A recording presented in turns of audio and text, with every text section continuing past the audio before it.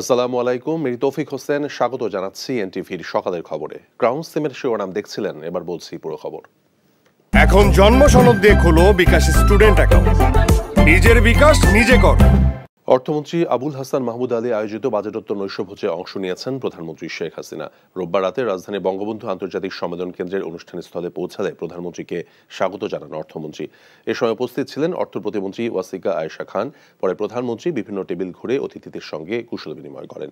নৈশভোজে সংসদ উপনেতা, মন্ত্রিসভার সদস্য, প্রধানমন্ত্রীর উপদেষ্টা, প্রতিমন্ত্রী, হুইপ ও সংসদ সদস্য, আওয়ামী লীগ সহ বিভিন্ন রাজনৈতিক দলের নেতৃবৃন্দ উপস্থিত ছিলেন। নৈশভোজে প্রধানমন্ত্রীর মুখ্য সচিব, বিভিন্ন মন্ত্রণালয় এবং দপ্তরের সিনিয়র সচিব এবং ঊর্ধ্বতন সামরিক বেসামরিক কর্মকর্তারাও অংশ নেন।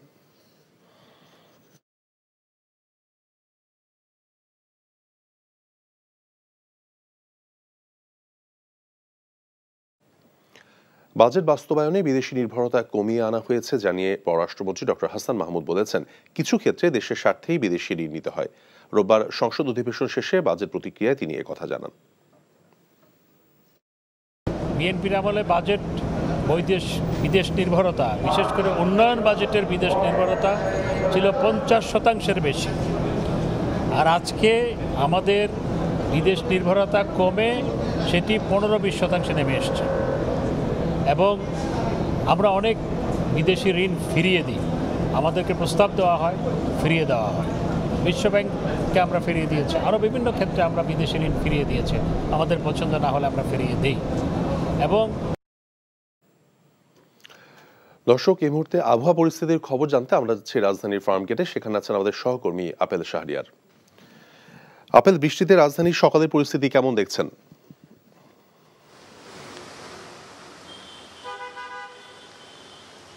মৌসুমী বায়ুর প্রভাবে সারা দেশে বৃষ্টিপাত হচ্ছে। রাজধানীতে মধ্যরাত থেকে বৃষ্টিপাত শুরু হয়েছে, এখন গুড়ি পড়ছে।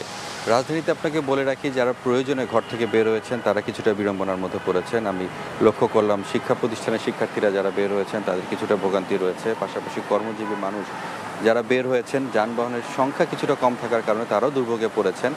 আপনাকে বলে রাখি যে আবহাওয়া অফিস বলছে যে এই ধরনের বৃষ্টিপাত আরও কয়েকদিন হবে।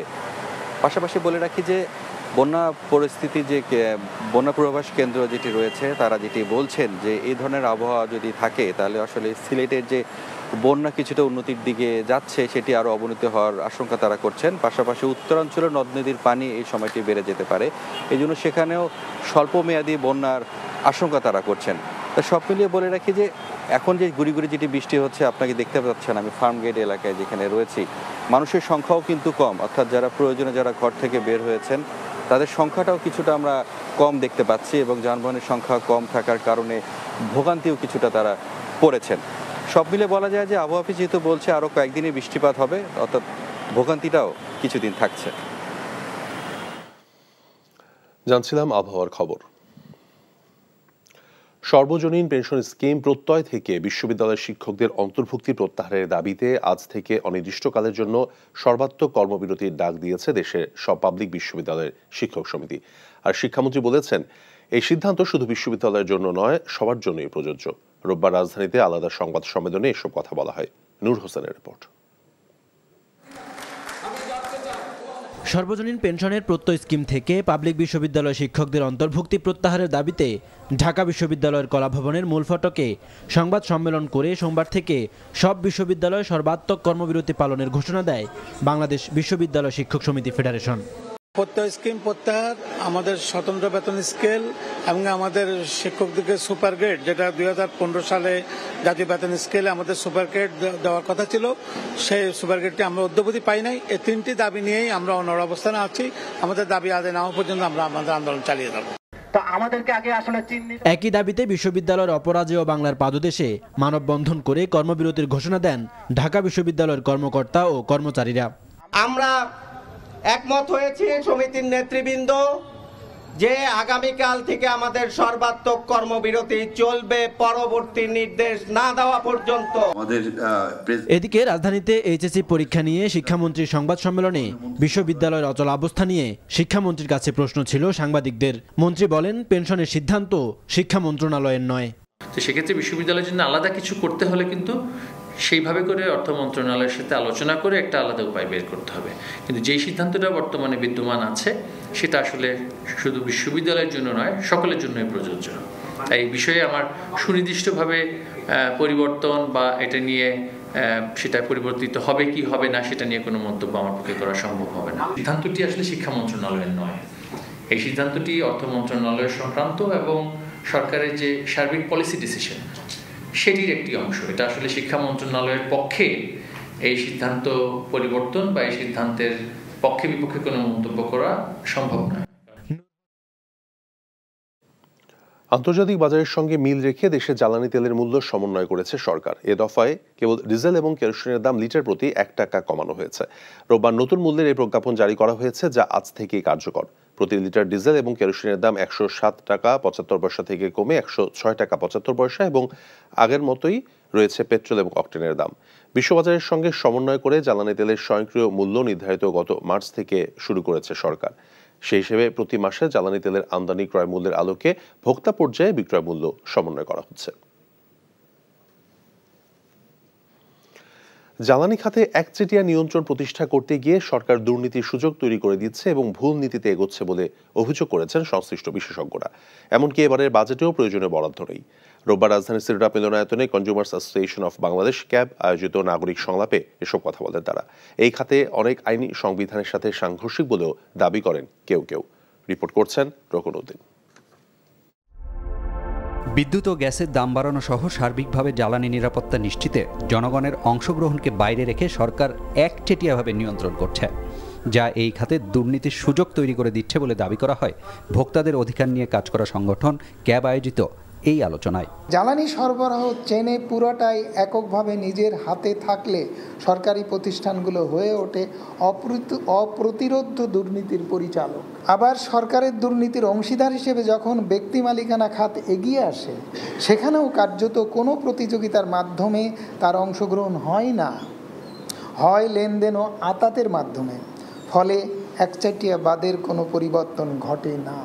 বিইআরসি আইনের 34 ধারা পরিবর্তনের মতো জ্বালানি খাতে সরকার এমন কিছু আইন পাশ করেছে যা সংবিধানের সাথে সাংঘর্ষিক বলে অভিযোগ করেন অনেকে। সরকারই যদি সবকিছু করে, সরকার যদি আইন ভঙ্গ করে এবং তারা পরবর্তীতে আমাদের এই বারবার এই যে বিষয়গুলোকে যখন চ্যালেঞ্জ করছি, আইনটাকেই পরিবর্তন করলো। ওদের উচিত ছিল হচ্ছে সরকারের ইন্টারফিয়ারেন্সটা বন্ধ করা। ওরা করলো কি উল্টা, ওরা করলো হচ্ছে আইনটাকে সংশোধন করে দিল। সরকার চাইলে সব রকমের এনার্জির মূল্য নির্ধারণ করতে পারবে, তো বিআরসি আর রেখে লাভ কি? ইআইএ করা রাষ্ট্রীয়ভাবে বাধ্যতামূলক। আমরা বলছি সেটাকে গণশুনানিতে পরিণত না করে প্রকল্প ধরবেন না। এইগুলি রাষ্ট্রের নিয়মাবলীর মধ্যে রয়েছে। আমাদের এই সংরক্ষণ নীতিমালাটা শুধু সেগুলি বাস্তবায়নমুখিতায় সুস্পষ্টভাবে নাগরিক সংলাপের মধ্যে দিয়ে এগুলো দাবি করছে মাত্র। এবারের বাজেটেও জ্বালানি খাতে প্রয়োজনীয় বরাদ্দ নেই বলে দাবি করেন সংশ্লিষ্ট বিশেষজ্ঞদের কেউ কেউ। এই যে ভুলগুলো যেগুলো করেছি সেগুলোর কারণে, এবং এই নীতি মাস্ট অ্যাড্রেস দোজ থিংস। এই যে বলা হলো যে 100 টাকা কয়টা ড্রিলিং হবে, এই যে বাজেট 2025 বাজেটে সেই টাকাটা আছে। নিজস্ব গ্যাসের এই ভান্ডারটাকে উন্মোচন করার জন্য যে কাজটা করা দরকার সেটা আমরা করলাম না। আমরা চলে গেলাম সহজ এলএনজি আমদানিতে, কিন্তু ভাতটা নিয়ে আসলাম অর্থনৈতিকভাবে। এদিকে সহজভাবে গেলাম এতে কষ্ট করে অনুসন্ধান করতে না হয়, কিন্তু আমাদের চাপটা আসলো এই আর্থিক চাপটা আমরা এই নিয়ে নিলাম আর কি। সুতরাং নীতি নির্ধারণ না হলে যদি আপনার কারেক্ট ডিসিশন বা কারেক্ট পলিসি নেওয়া না হয়, এটা রাষ্ট্রের জন্য অনেক সময় মানে একটা বোঝা হিসেবে থাকে। সরকারকে জ্বালানি খাতের বিশেষজ্ঞদের সাথে আলোচনা করা ও যৌক্তিক দাবি মেনে নেবার আহ্বান জানানো হয় এই সংলাপে। রকনউদ্দিন, এনটিভি নিউজ, ঢাকা। আলোচিত রাজস্ব কর্মকর্তা মতিউর রহমান ও তার স্ত্রীর সন্তানদের নামে জায়গা জমির তথ্য চেয়ে ঢাকা সহ দেশের বিভিন্ন জেলা উপজেলার সাব রেজিস্ট্রি অফিসে চিঠি দিয়েছে দুর্নীতি দমন কমিশন দুদক। এছাড়া আরেক এনবিআর কর্মকর্তা কাজী ফয়সালের বিরুদ্ধে অবৈধ সম্পদ অর্জনের প্রমাণ পেয়ে আদালতে তুলে ধরেছে সংস্থাটি। কাজী ফয়সালকে বগুড়ায় বদলি করা হয়েছে। এদিকে পুলিশের সাবেক আইজি বেনজির আহমেদের স্ত্রী এবং তার কন্যাদের নামে থাকা গুলশানের 4টি ফ্ল্যাটের তালা খুলতে ম্যাজিস্ট্রেট নিয়োগ দিয়েছে আদালত। মিজান রহমানের রিপোর্ট। রোববার জাতীয় রাজস্ব বোর্ডের কর্মকর্তা মতিউর রহমান ও তার পরিবারের সদস্যদের নামে জমিজমার তথ্য চেয়ে ভূমি অফিসে চিঠি পাঠিয়েছে দুদক। দেশের মূলধারার বিভিন্ন গণমাধ্যমে মতিউর রহমান ও তার পরিবারের সদস্যদের নামে থাকা বিপুল সম্পদের তথ্য বেরিয়ে আসে। এখন পর্যন্ত তার 2 স্ত্রী, সন্তান, ভাই বোন সহ নিকটজনদের নামে 6 জেলায় জমি, ফ্ল্যাট, শিল্প প্রতিষ্ঠান, রিসোর্ট সহ নানা সম্পত্তির খোঁজ পাওয়া গেছে। আলোচিত এই কর্মকর্তা ও তার স্বজনদের নামে থাকা এখন পর্যন্ত 65 বিঘা জমি, 8টি ফ্ল্যাট, 2টি রিসোর্ট ও পিকনিক স্পট এবং 2টি শিল্প প্রতিষ্ঠানের তথ্য পাওয়া গেছে। এর মধ্যে সবচেয়ে বেশি সম্পত্তি তার প্রথম স্ত্রী লায়লা কানিজের নামে। তার নামে প্রায় 28 বিঘা জমি ও 5টি ফ্ল্যাট রয়েছে। এর মধ্যে ঢাকার মিরপুরে একটি ভবনেই রয়েছে 4টি ফ্ল্যাট। কলেজ শিক্ষক লায়লা কানিজ বর্তমানে নরসিংদীর রায়পুরা উপজেলা পরিষদের চেয়ারম্যান এবং জেলা আওয়ামী লীগের ত্রাণ ও সমাজ কল্যাণ বিষয়ক সম্পাদক। এছাড়া এনবিআরের প্রথম সচিব কাজী আবু মাহমুদ ফয়সাল ও তার পরিবারের সদস্যদের নামে একাধিক প্লট ও ফ্ল্যাটের সন্ধান পেয়েছে দুর্নীতি দমন কমিশন। পাশাপাশি তার পরিবারের সদস্যদের নামে 700টি অ্যাকাউন্ট খুলে সেগুলোর মাধ্যমে অবৈধ আয়ের অর্থ লেনদেনের তথ্য পায় দুদক। সংস্থাটির আবেদনের প্রেক্ষিতে ফয়সাল ও তার স্ত্রীর নামে থাকা ঢাকা নারায়ণগঞ্জে 5 কাঠার 2টি প্লট, শ্বশুরের নামে থাকা ঢাকার রমনা এলাকায় একটি ফ্ল্যাট, খিলগাঁওয়ে শাশুড়ির নামে 10 কাঠা প্লট জব্দের আদেশ দিয়েছে আদালত। রোববার এই কর্মকর্তাকে বগুড়ায় বদলি করেছে এনবিআর। এদিকে পুলিশের সাবেক আইজিপি বেনজির আহমেদের স্ত্রী ও কন্যাদের নামে থাকা গুলশানের 4টি ফ্ল্যাটের তালা খুলতে ম্যাজিস্ট্রেট নিয়োগ দিয়েছে আদালত। রোববার দুর্নীতি দমন কমিশনের আবেদনের প্রেক্ষিতে এই আদেশ দেন আদালত। এর আগে 6 জুন গুলশানের র্যাঙ্কন আইকন টাওয়ারে বেনজিরের 4টি ফ্ল্যাট সহ নানা সম্পত্তি দেখভাল করার জন্য তত্ত্বাবধায়ক নিয়োগ করে আদালত। আর সাবেক সেনাপ্রধান আজিজ আহমেদের বিরুদ্ধে তদন্তের অনুমতি চেয়ে দুদকের করা রিট ফেরত পাঠিয়েছে উচ্চ আদালত। Mizan Rahman, NTV news, Dhaka. এখন জন্ম সনদ দিয়ে খোলো বিকাশ স্টুডেন্ট অ্যাকাউন্ট। নিজের বিকাশ নিজে কর। শুরু হয়েছে এইচএসসি এবং সমমানের পরীক্ষা। শুরুর দিনে প্রচণ্ড বৃষ্টিতে ভোগান্তিতে পড়তে হয় রাজধানী সহ দেশের বিভিন্ন স্থানে শিক্ষার্থীদের। আর বৃষ্টির কারণে দেরি হওয়া, ভোগান্তি এবং দুর্ভোগ বাড়িয়েছে শিক্ষার্থীদের। আর এতে ক্ষোভ জানিয়েছেন অভিভাবকরা।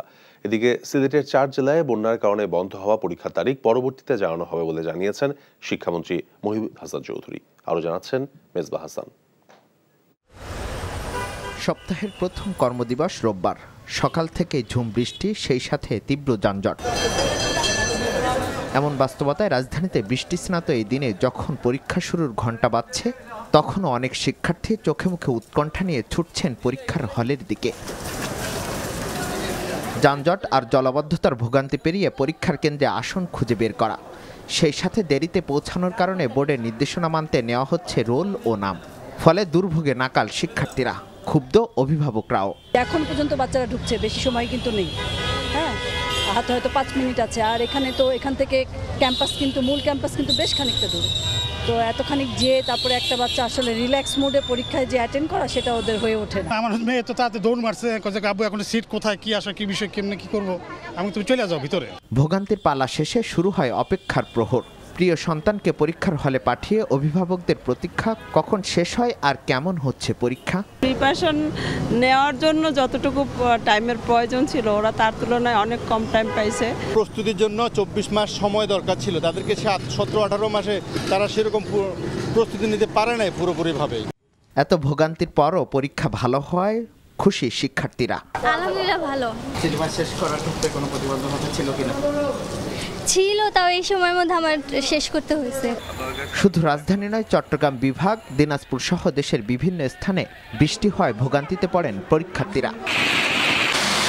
প্রাকৃতিক দুর্যোগ এড়াতে আগামী বছর থেকে পরীক্ষা আরও এগিয়ে নেওয়া হবে বলে জানান শিক্ষামন্ত্রী। এই বছর সময়ের অনেক আগেই কিছু কিছু জায়গায় বন্যা আমরা দেখতে পেয়েছি, সেটা আসলে সাধারণত এই সময়ের মধ্যে হয়ে থাকে না। তবে আমাদের আবহাওয়া বিজ্ঞানীও বলেছেন যে উত্তরাঞ্চলে যে বন্যা পরিস্থিতি যেটা হয়, সেটা আবার দক্ষিণাঞ্চলে গিয়ে আবার বছরের মধ্যবর্তী বা আগস্ট মাসে গিয়ে সেটা আবার বেড়ে যাওয়ার সম্ভাবনা থাকে। সেই সমস্ত বিষয় বিবেচনায় যেহেতু আমাদের পরীক্ষা আগামী বছর থেকে আরো সামনে নিয়ে আসতে হবে এবং শুষ্ক মৌসুমে যতটুকু সম্ভব শুষ্ক মৌসুমেই আমরা সেই পরীক্ষাগুলো নেওয়ার প্রচেষ্টা চালিয়ে যাচ্ছি। চলতি বছর 9টি সাধারণ শিক্ষা বোর্ড, কারিগরি শিক্ষা বোর্ড ও মাদ্রাসা শিক্ষা বোর্ডের অধীনে মোট পরীক্ষার্থী 14,50,790 জন। যা গেল বছরের তুলনায় ৯১,৪৪৮ জন বেশি। Misbah Hasan, NTV news, Dhaka. এই ছিল সকালের খবরে। এই খবরের ভিডিও সহ আপডেট জানতে ভিজিট করুন এনটিভি অনলাইন www.ntvbd.com। এছাড়াও এনটিভির জনপ্রিয় সব অনুষ্ঠান এবং খবরের আপডেট জানতে ভিজিট করুন আমাদের ইউটিউব এবং ভেরিফাইড ফেসবুক পেজ। ধন্যবাদ সবাইকে।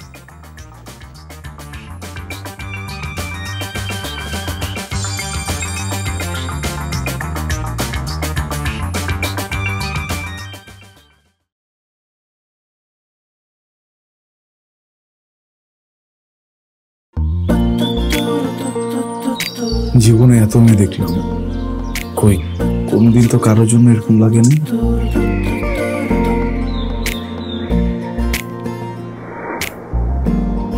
কে এটা?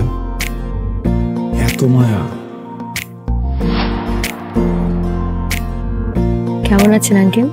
কোন দিক দিয়ে দেখে আমার আঙ্কেল মনে হয়? আরে আপনি আমার মামার ফ্রেন্ড না? কোন মামার ফ্রেন্ড? শামীম মামা।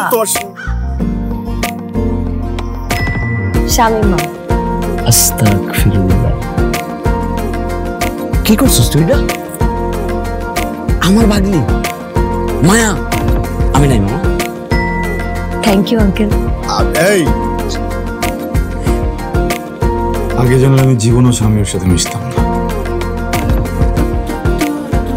জীবনের প্রথম একটা আমি ভালো লাগলো, সেইটা নাকি বন্ধুর ভাগ্নি।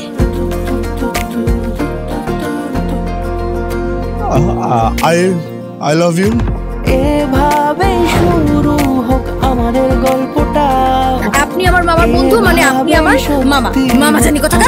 এই ফুলটা নিয়ে যাও। এভাবে শুরু হোক আমাদের গল্পটা। এভাবে আমার বোন আপনার ভাগ্নি, এটাই বাস্তবতা। এই বাস্তবতা মানি না, তাহলে আমি ওর সাথে বন্ধুত্ব রাখবো না। কি রে তুই খারার উপরে পল্টি লয়ে লাইতেছ? জুতা দেবো তোরে। হ্যাঁ জুতাও তো লাগবে এক জোড়া, একটু বাড়াই দিও। হারামজাদা খারাপ। তুমি মন সারাটা সময় কাছাকাছি এলে ভালো লাগে, তাই শুধু কাছে টেনে যা। Thank you uncle.